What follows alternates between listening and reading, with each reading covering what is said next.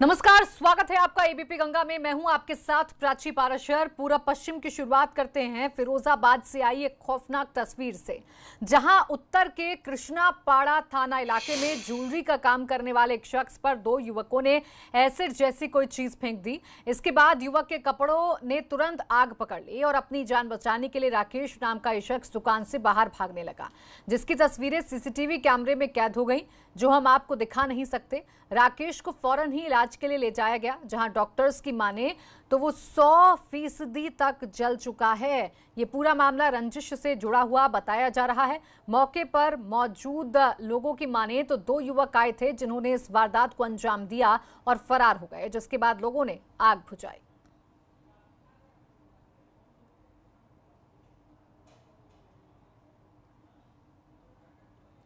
तो देखिए, तस्वीरें हम आपको नहीं दिखा सकते हैं, ब्लर करके तस्वीरें हमें आपको दिखानी पड़ रही हैं, क्योंकि ये तस्वीरें भयावह हैं। दुकानदार को किस तरीके से उस पर हमला किया गया है वो तस्वीरें बताने के लिए काफी हैं। खौफनाक तस्वीरें फिरोजाबाद से सामने आई हैं। दरअसल एक युवक जो कि अपनी ज्वेलरी शॉप पर था, उस पर किसी ने एसिड जैसी कोई चीज फेंकी और जैसे ही वो चीज युवक के ऊपर फेंकी गई, युवक के कपड़ों ने आग पकड़ ली और ये युवक जलने लगा। जैसे तैसे युवक दुकान से बाहर भागा। अस्पताल में आनन फानन में भर्ती करवाया गया है। हालत बहुत नाजुक बनी हुई है, क्योंकि डॉक्टर्स का कहना है कि ये युवक 100% तक जल चुका है। अभी तक जो जानकारी मिल रही है उसके मुताबिक पुरानी रंजिश के तहत ये मामला सामने आया है। पुरानी रंजिश में ही युवक पर हमला किया गया है। तो ये सीसीटीवी तो देखिए सामने आ गया है, इस सीसीटीवी में साफ देखा जा सकता है, लेकिन चूंकि बहुत भयावह तस्वीरें हैं, डरावनी और खौफनाक तस्वीरें हैं, इसलिए इन तस्वीरों को क्लियरली हम आपको नहीं दिखा सकते हैं। हमें ये तस्वीरें ब्लर करके आपको दिखानी पड़ रही हैं।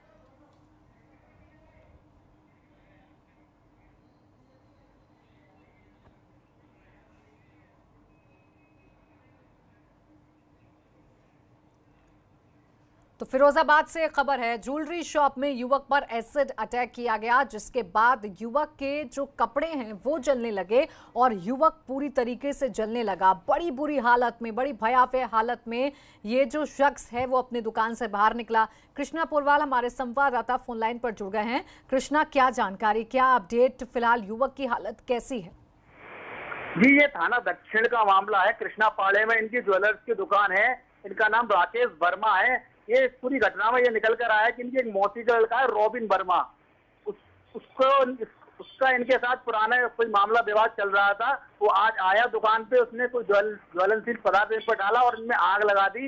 इनकी स्थिति बहुत ज्यादा खराब है, ये 80% जल चुके हैं और पुलिस अभी उस रॉबिन की तलाश कर रही है। जी, शुक्रिया आपका तमाम जानकारी के लिए कृष्णा। तो ये खबर मिल रही है, जानकारी मिल रही है कि ये आपसी रंजिश का मामला है।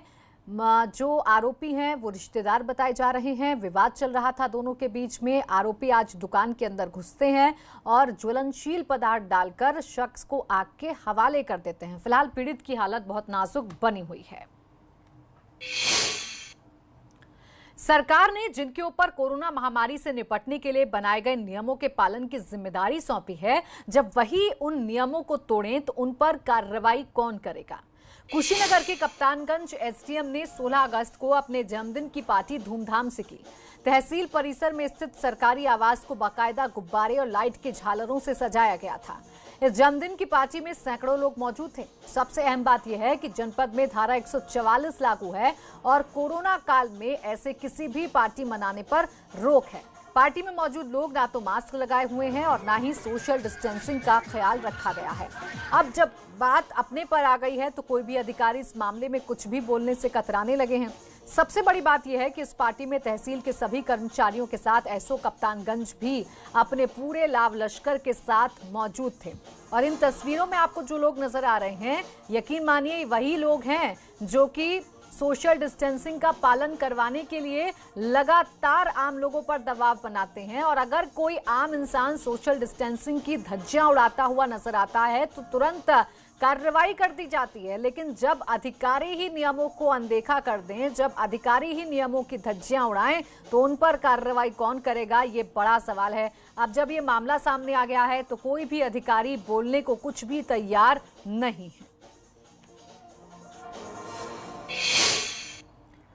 और कोटद्वार में सोशल मीडिया पर वायरल हो रहे एक वीडियो में एक चिता पानी के सैलाब के बीच बहती दिख रही है। कहा जा रहा है कि वीडियो दुगुड्डा का है, लेकिन एबीपी गंगा ने जब वीडियो की पड़ताल की तो मामला कुछ और ही निकला। चलती चिता को बहा ले गई नदी। देखते ही देखते पानी के साथ बह गई चिता। नदी में अचानक आया सैलाब।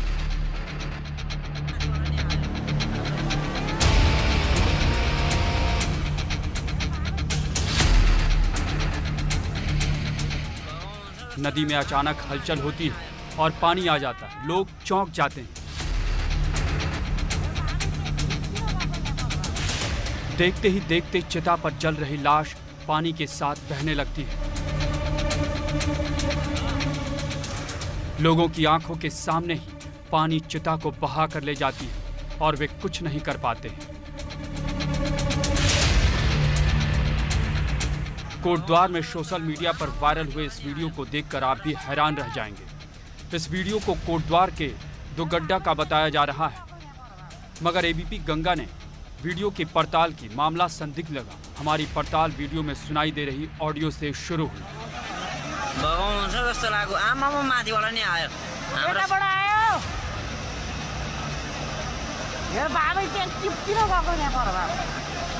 कुछ लोग एक सूखी नदी के बीच शव का दाह संस्कार कर रहे हैं, मगर तभी अचानक नदी में पानी बहकर आता है। इसी दौरान इस वीडियो में कुछ लोग बोलते सुनाई देते हैं। फर्स्ट हो यार यस्तो बाढी देखेको। अब हाँसी पनि रोएको के चाहिँ गर्नु?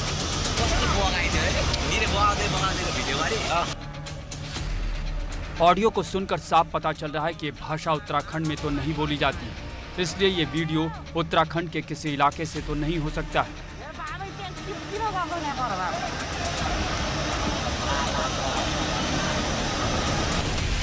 हमने इस वीडियो की पड़ताल की तो पता चला कि 14 अगस्त को भी ये वीडियो YouTube पर अपलोड की गई थी, जिसमें इस वीडियो को नेपाल के इलाम जिले का बताया गया है।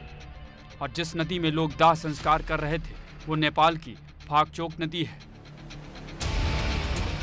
मतलब साफ है कि ये वीडियो कोटद्वार का नहीं है, इसलिए ये आपके लिए भी जानना जरूरी है कि इस तरह के वीडियो को बगैर सच जाने वायरल नहीं करें।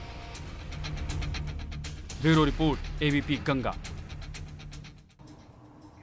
और उत्तर प्रदेश में बाढ़ का खतरा कम होने का नाम नहीं ले रहा है। गोंडा, बहराइच, वाराणसी, एटा जैसे जिलों में गांव में अब भी लोग मुश्किलों का सामना कर रहे हैं। घर तबाह हो गए हैं, खेतों में लगी फसलें बर्बाद हो गई हैं, जीने का जैसे आसरा छिन गया। सवाल है कि इन्हें मदद कब और कितनी मिलेगी।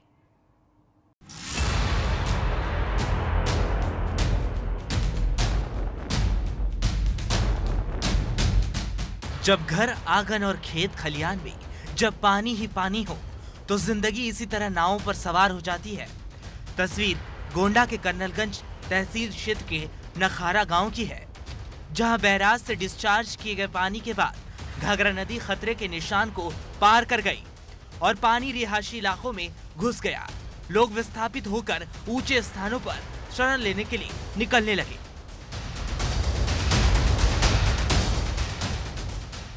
दो 2000 की आबादी के लिए जिला प्रशासन की तरफ से नावों की व्यवस्था की गई।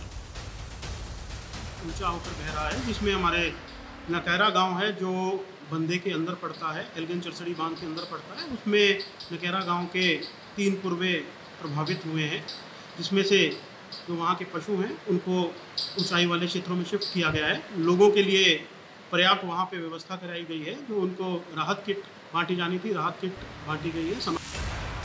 महादेव की नगरी में भागीरथी का उफान जारी है। घाट जलमग्न और मंदिरों में पानी भरा है। लोग परेशान हैं। घाटों का व्यवसाय चौपट हो चुका है। चिंता इस बात की है कि आगे क्या होगा। दरअसल वाराणसी में गंगा का जल स्तर लगातार बढ़ता जा रहा है। क्या पुरोहित, क्या नाविक और क्या आम आदमी, हर कोई दुश्वारियां झेलने को मजबूर है। वाराणसी में गंगा का जलस्तर लगातार बढ़ रहा है। 1 सेंटीमीटर प्रति घंटा की रफ्तार से गंगा का जल बढ़ रहा है और अब किनारे पर दिक्कत शुरू हो गई। आप देखिए, जल में विलीन सीढ़ियां, जलाघोष मंदिर और किनारे पर दहशत। बनारस में इस तरह का माहौल इस समय है। हर ओर आपको गंगा का जल ही जल दिखाई देगा। वहीं कासगंज में बाढ़ के भयंकर खतरे को इन तस्वीरों में देखा जा सकता है।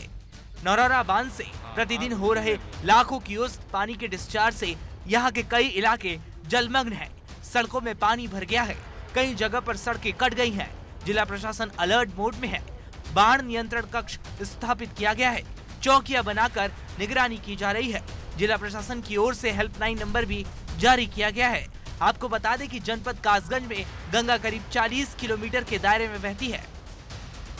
उधर नेपाल से छोड़े गए पानी से बहराइच जिले की 3 तहसीलों में बाढ़ से हाहाकार मचा है। हालात काफी गंभीर हो चुके हैं। घाघरा नदी के किनारे 80 से अधिक गांवों में बाढ़ का पानी घुस गया है। बाढ़ से हालात इतने खराब हैं कि घाघरा नदी एलिंगन ब्रिज पर खतरे के निशान से काफी ऊपर बह रही है। करीब 1 दर्जन से अधिक संपर्क मार्ग जलमग्न हो गए हैं। हजारों बीघे फसल पूरी तरह बर्बाद हो चुकी है। प्रशासन द्वारा किए जा रहे राहत और बचाव कार्य नाकाफी साबित हो रहे हैं। Bureau report ABP Ganga. Barabanki में सरयू नदी के पानी ने तराई वासियों की मुश्किलें बढ़ा दी हैं। लखनऊ बाराबंकी से बहराइच गोंडा जाने के लिए संजय सेतु पुल से वाहनों को गुजरना होता है, लेकिन आजकल सरयू नदी का जलस्तर बढ़ने की वजह से पुल से वाहनों का गुजरना भी खतरनाक हो गया है। आज सरयू नदी खतरे के निशान से 75 सेंटीमीटर ऊपर बह रही है। नेपाल जैसे जैसे पानी सरयू नदी में छोड़ा जाता है, यहाँ तबाही मचती है। जिले के रामनगर, सिरौग, जोसपुर और राम सनेही घाट तहसील के सैकड़ों गांव जलमग्न हैं।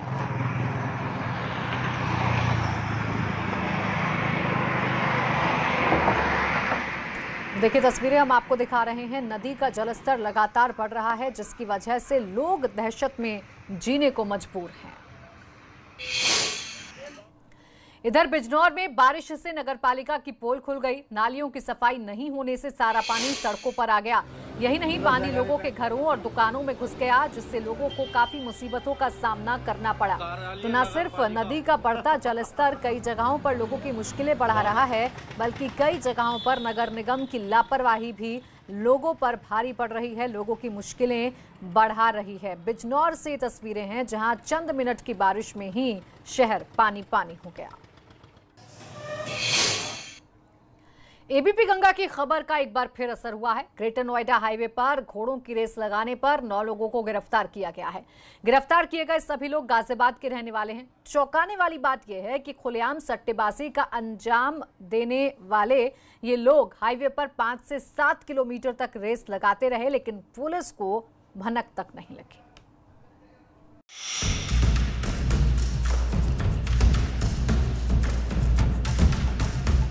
कोरोना काल में हॉर्स रेस, बाइकर्स ने लगाई घोड़ों के साथ रेस। हाईवे पर हवा से बात, खतरे में राहगीरों की जान।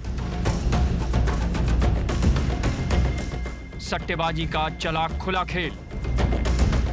तस्वीरें ग्रेटर नोएडा हाईवे की है। NH 91 दादरी बाईपास पर घोड़ों की इस दौड़ को देखकर हर कोई दंग रह गया। तस्वीर देखते जाइए।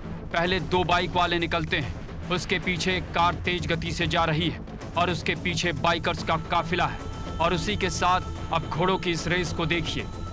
घोड़े आगे निकलते हैं और उसके पीछे बाइकर्स का एक और काफिला शोर मचाता हुआ निकलता है। चौंकाने वाली बात तो ये है कि NH 91 हाईवे पर रेस लगाने वाले 2 दर्जन से ज्यादा इन लोगों ने ना तो अपनी और ना ही दूसरों की जान की परवाह की। ज्यादातर लोगों के चेहरे पर मास्क भी नहीं था और वे सब के सब सोशल डिस्टेंसिंग और कानून व्यवस्था की धज्जियां उड़ा रहे थे। चौंकाने वाली बात ये कि हाईवे की तमाम गाड़ियों को रुकवाकर इन सट्टेबाजों ने हॉर्स रेस लगाई, और जब सोशल मीडिया पर यह वीडियो वायरल हुआ तो पुलिस हरकत में आई, जिसके बाद 9 लोगों को शिकंजे में ले लिया गया।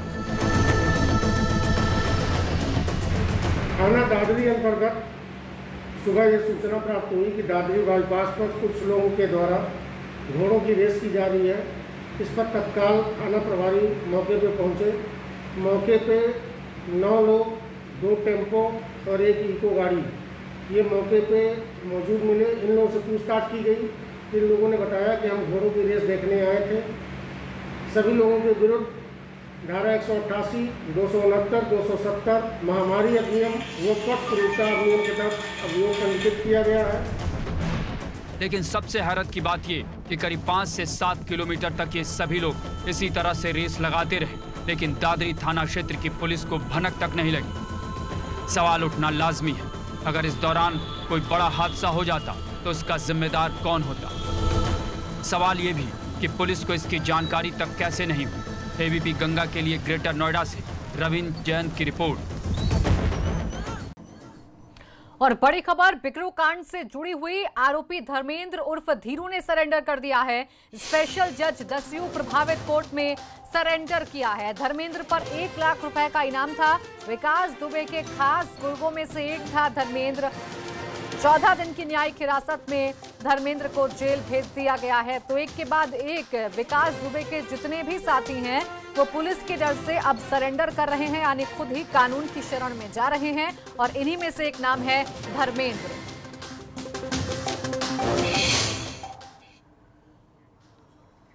नोएडा के सेक्टर 6 स्थित नोएडा प्राधिकरण के कार्यालय के बाहर पिछले 2 दिनों से सफाई कर्मचारियों का प्रदर्शन जारी है। उनकी मांग है कि उन्हें ठेकेदार के अंडर ना रखा जाए, साथ ही उन्हें अस्थायी की जगह परमानेंट सैलरी दी जाए। उनका कहना है कि ठेकेदार द्वारा उनका उत्पीड़न किया जाता है, जिससे उन्हें काफी परेशानियों का सामना करना पड़ता है। इनका यह भी आरोप है कि प्राधिकरण का कोई भी अधिकारी उनकी समस्या सुनने को तैयार नहीं है।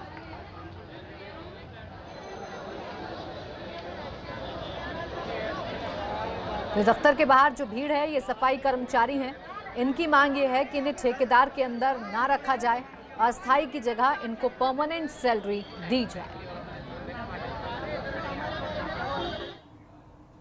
मुजफ्फरनगर में थाना मीरापुर क्षेत्र का टूटी पुलिया का इलाका उस वक्त गोलियों की तड़तड़ाहट से गूंज उठा जब आपराधिक घटना को अंजाम देने जा रहे 2 बाइक सवार बदमाशों और पुलिस के बीच मुठभेड़ हो गई। दोनों ओर से गोलियां चलीं और एक बदमाश घायल हो गया, जबकि दूसरा मौके से फरार हो गया। घायल बदमाश की पहचान शहजाद उर्फ शहजादा कलंदर के रूप में हुई है।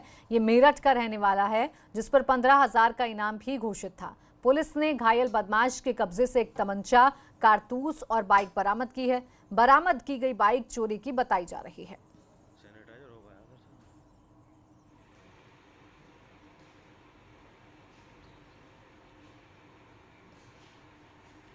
सीएम योगी आदित्यनाथ के निर्देश पर जौनपुर पुलिस भी एक्शन मोड में है। अदालत से आदेश लेकर एक के बाद एक गैंगस्टर्स की जायदाद कुर्की जा रही है। बाकायदा पुलिस टीम मुनादी और ढोल पिटवाकर अदालती आदेश चस्पा कर रही है। पुलिस ने मुख्तार के गुर्गे रविंद्र कुमार निषाद और पप्पू की करीब 4 करोड़ की संपत्ति कुर्की है। इसके बाद पुलिस ने खोजनपुर गांव निवासी शराब माफिया और गैंगस्टर लल्लन चौहान को भी निशाने पर ले लिया। गैंगस्टर की 1 करोड़ 86 लाख की संपत्ति कुर्की गई। पुलिस ने कहा कि ये अभियान जारी रहेगा। जनपद जौनपुर में माफियाज हैं, उनके गुर्गे हैं, अपराधी हैं, उनके द्वारा अपराध करके जो संपत्ति अर्जित की गई है उसे जब्त करने की कार्रवाई गैंगस्टर्स एक्ट के अंतर्गत की जा रही है। इसमें जो मुख्तार अंसारी हैं, उनका एक गुर्गा है, उसके अलावा 5 करोड़ की संपत्ति हमारे द्वारा जब्त की गई थी। इसी प्रकार से और भी अपराधी हैं, शराब माफिया हैं, उनकी संपत्ति जब्त की गई हैं। कल भी एक अपराधी है रोशन, उसकी लगभग 1 करोड़ 40 लाख की प्रॉपर्टी को जब्त किया गया है। अब तक जनपद जौनपुर में लगभग 16 करोड़ रुपए की प्रॉपर्टी जब्त की जा चुकी है। और इसमें जो अफेक्टेड लोग हैं जिनके की गई है उसमें 65 लोगों की प्रॉपर्टी जब्त की गई है। इससे जनता में एक बहुत अच्छा संदेश जा रहा है और अपराधियों में एक भगदड़ का माहौल है कि उनके द्वारा संपत्ति अर्जित की जा रही है उसको जब्त किया जा रहा है, उनके खिलाफ सख्त कार्रवाई की जा रही है। और अब हम आपको दिखाते हैं बाढ़ और बारिश के इस दौर में कुछ शहरों की सड़कों का क्या हाल हो चुका है। हम आपको पीलीभीत की तस्वीर भी दिखाएंगे कि कैसे यहां पर नेशनल हाईवे से लेकर दिल्ली तक जाने वाली सड़कें मानो अब तालाब बन चुकी हैं। वहीं आजमगढ़ की तस्वीर भी आपको दिखाएंगे, क्योंकि आजमगढ़ से वाराणसी या आजमगढ़ से गोरखपुर जाने वाली सड़क बेहाल हो चुकी है। 2 तस्वीरें देखिए आपके सामने हैं। पीलीभीत में आप देखकर अंदाजा लगा सकते हैं कि सड़क पर गड्ढे हैं या गड्ढों में सड़क कुछ कहा नहीं जा सकता है। तो आजमगढ़ में भी कुछ इसी तरीके के हालात हैं। आजमगढ़ से अगर आपको वाराणसी जाना है तो भी आपको मुश्किलों का सामना करना पड़ेगा। और अगर आजमगढ़ से गोरखपुर जा रहा है जाना है आपको, तो भी आपको मुश्किलों का सामना करना पड़ेगा। आप तस्वीरें देखिए, रोड पूरी तरीके से खस्ता हाल है।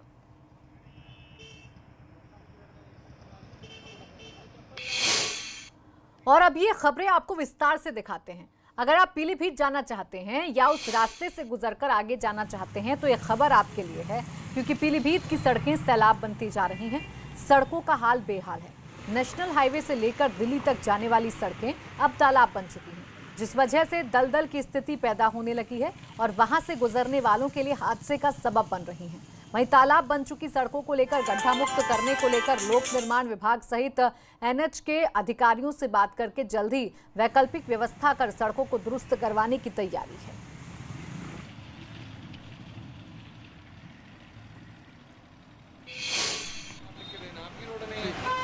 ठीक है, लेकिन जिसकी रोड होगी बाद में निकलेगी। वहीं वाराणसी से गोरखपुर को जोड़ने वाला मार्ग भी काफी जर्जर हो चुका है। वहीं आजमगढ़ से वाराणसी, आजमगढ़ से गोरखपुर जाने के लिए लोगों को कई बार ये सोचना पड़ता है कि वो सही सलामत इस यात्रा को पूरा कर भी पाएंगे या नहीं। पूरी तरह से ध्वस्त सड़कों का खामियाजा यहाँ के लोगों को भुगतना पड़ रहा है। लोगों की समस्या की गंभीरता को देखते हुए आजमगढ़ मंडल के कमिश्नर विजय विश्वास पंत खुद इस जर्जर और टूटी सड़क का निरीक्षण करने पहुंचे और उन्होंने पीडब्ल्यूडी और एनएचएआई के अधिकारियों को मौके पर बुलाकर सड़क के खराब हालात पर बात की। हिसाब से क्या चल रहा है वो भी लेके आइएगा, क्या था, कितना लेट और कितना पहले चल रहे हो। बाढ़ की तस्वीरें एक तरफ, लेकिन उन्नाव में आज भी कई गांव ऐसे हैं जहां लोग पीने के साफ पानी के लिए तरस रहे हैं। कहीं कहीं हैंडपंप भी हैं, तो उससे ऐसा पानी निकल रहा है जो लोगों की सेहत और जान के लिए खतरनाक है। इसके बावजूद लोग इसी पानी को पीने के लिए मजबूर हैं। एक खास रिपोर्ट।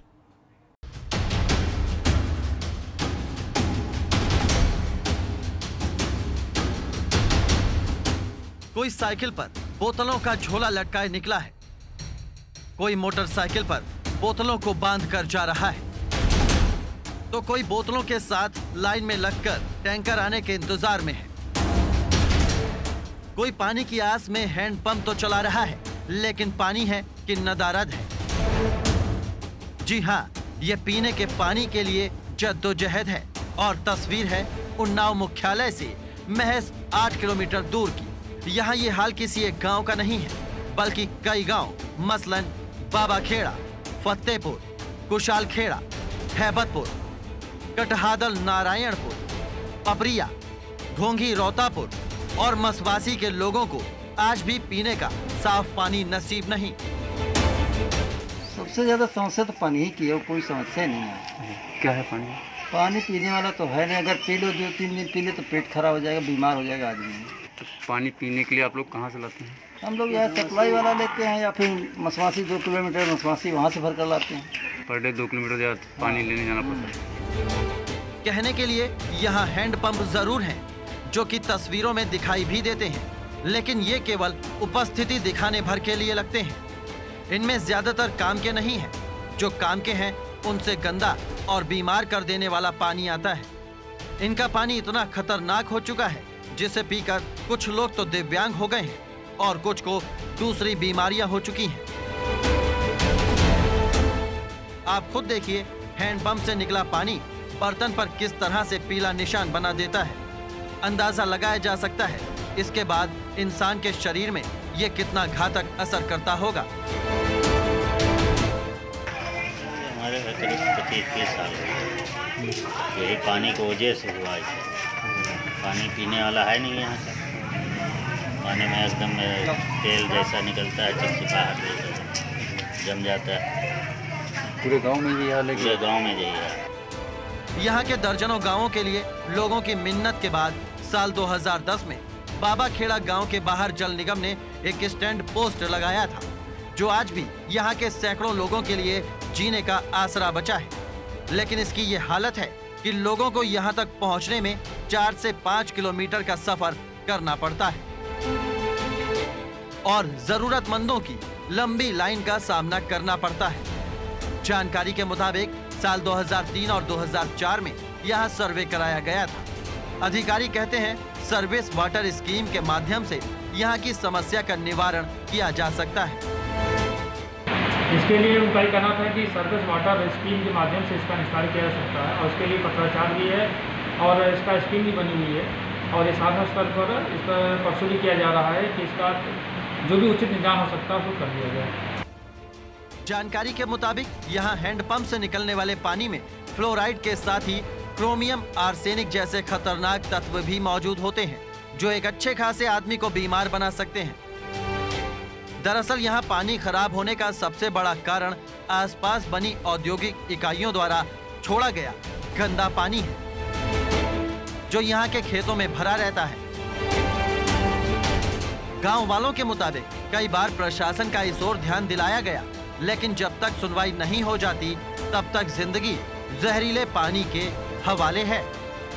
एबीपी गंगा के लिए उन्नाव से आशीष गौड़ की रिपोर्ट। वहीं हल्द्वानी में पुल नहीं होने से ग्रामीण बरसाती नदी को पार करने को मजबूर हैं, लेकिन बरसात के सीजन में नदी उफान पर है। ऐसे में लोगों के सामने समस्या खड़ी हो गई है।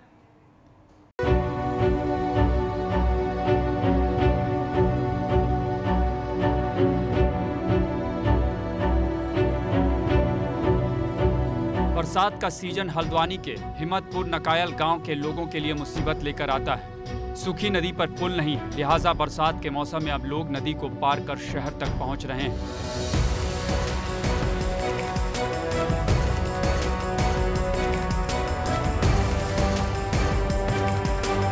मगर नदी में अब पानी इतना ज्यादा है कि लोगों की जान पर बनाई है।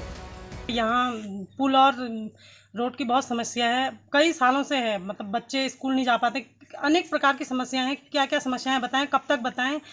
और बहुत बार हमने विधायक जी से भी कहा, लेकिन वो आश्वासन देते रहते हैं कि अब बनाएंगे तब बनाएंगे। कितने साल बीत गए लेकिन कुछ नहीं हो पाया है। पिछले कुछ रोज से पहाड़ों में लगातार बारिश हो रही है, जिस वजह से नदी का जलस्तर काफी बढ़ गया है। ऐसे में अब लोगों के सामने समस्या खड़ी हो गई। जरूरी सामान के लिए लोग शहर तक नहीं पहुंच पा रहे हैं। स्कूल के बच्चों की दिक्कत हो जाती है। बारिश जरा सा भी हुई तो स्कूल के बच्चों का उस दिन ब्रेक हो जाता है। अब आजकल तो कोरोना काल है, वैसे ही बच्चे घर में हैं जी। अन्यथा हर एक वर्ष यहाँ से बड़े संघर्ष से बच्चों ने स्कूल पढ़ाई करी है और यहाँ से जो नौकरी पेशा वाले और रोजगार करने के लिए बाहर जाने वाले लोगों को समस्या हो जाती है। 3-3, 4-4 दिन तक नदी रास्ता नहीं देती है। गांव से कई लोग देश की हिफाजत के लिए सेना में नौकरी कर रहे हैं। बावजूद इसके इस गांव के लोगों की समस्याओं पर ध्यान नहीं दिया जा रहा है। अधिकारियों के पास अभी भी सिर्फ आश्वासन की ही पुड़िया है। नदी गांव के बीच में से कुछ जगहों से क्रॉस करती है और जहाँ पे गांव के बच्चों को, लोगों को क्रॉस करना आवश्यक हो जाता है ड्यूरिंग मानसून ऑल्सो। सो वहाँ पे हमने 3 जगहों पे तो वर्ल्ड बैंक में ऑलरेडी ब्रिजेस का प्रपोजल भेजा हुआ है और 2 का स्वीकृत हो भी चुका है। पिछले कई दशक से लोग पुल की मांग करते आ रहे हैं, मगर लोगों की समस्या की ओर ध्यान नहीं दिया गया। ऐसे में लोगों को इंतजार उस पल का है जब उनकी मांग पूरी हो। हल्द्वानी से अंकित शाह की रिपोर्ट, एबीपी गंगा।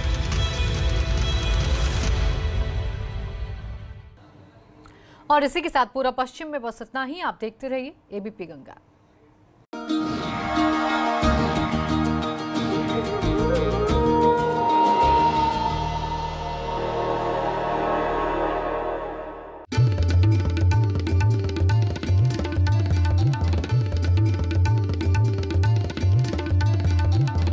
आप देख रहे हैं एबीपी गंगा, खबर आपकी, जुबान आपकी।